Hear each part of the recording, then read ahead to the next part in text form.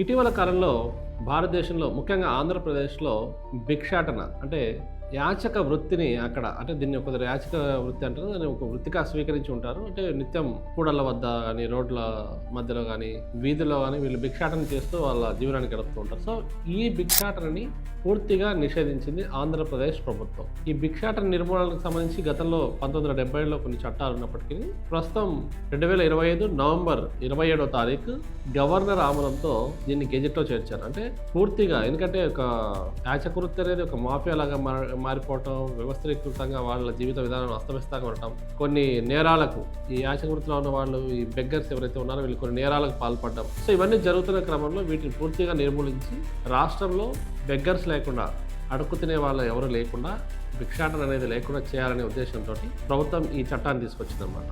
So ఎంతమంది beggars ఉన్నారు, వాళ్ళకి ఏ విధంగా ఉపాధి కల్పించాలి, ఈ నెల 15 మంత్రిమండలి ఆమోదం తర్వాత నవంబర్ 27వ తారీఖు గవర్నర్ దీన్ని అమలు చేసి ఒక చట్టంగా తీసుకొచ్చారంట. యాచక వృత్తిని పూర్తిగా నిర్మూలిస్తున్నట్టుగా ముఖ్యంగా ఆంధ్రప్రదేశ్ ప్రాంతంలో, భారతదేశంలో ఆంధ్రప్రదేశ్లో ఈ చట్టం అమల్లోకి రాబోతుంది. కాకపోతే ఇక్కడ ఉన్న ప్రభుత్వం ముందున్న సవాల్ ఏంటంటే అసంఖ్యాకంగా ఉన్నటువంటి ఈ యాచక వృత్తిలో ఉన్నటువంటి బెగ్గర్స్కి ఏ విధంగా వాళ్ళు ఉపాధి కల్పిస్తారు, వీటికి ఏ విధంగా జీవనోపాధి కల్పిస్తారు, పూర్తిగా వాళ్ళ ఇదిని మానేసి, వాళ్ళ వృత్తిని మానేసి, అడక్క తినడం అనే ఒక పనిని మానేసి జీవనాన్ని ఎలా సాగిస్తారనేది ఒక పెద్ద సవాలుగా మారచ్చు.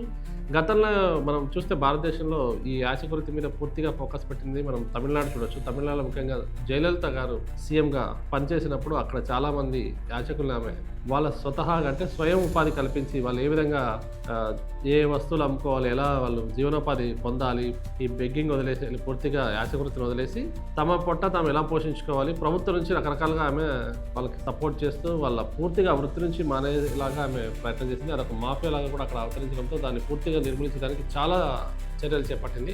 ముఖ్యంగా సముద్ర తీర ప్రాంతం ఎక్కువగా ఉన్న ప్రాంతాల్లో అక్కడ లభించే గవ్వలు కావచ్చు, వీటి రకరకాల పూసలు ఇలాంటి వాటిని మాలలుగా గుర్చడం, చిన్న చిన్న బొమ్మలను అమ్మటం, ఇలా రకరకాల వృత్తుల్లో వాళ్ళని తీసుకొచ్చి ఆదాయ వనరులు వాళ్ళకి కల్పించి వాళ్ళ జీవనాన్ని వాళ్ళు పోషించుకునే విధంగా తీసుకొచ్చారు. కొద్దిమందికి పెన్షన్స్ కూడా అందజేశారు. వికలాంగులుగా ఉండి యాచక వృత్తి చేస్తున్న వాళ్ళకి కూడా పెన్షన్స్ లభించడం జరుగుతుంది.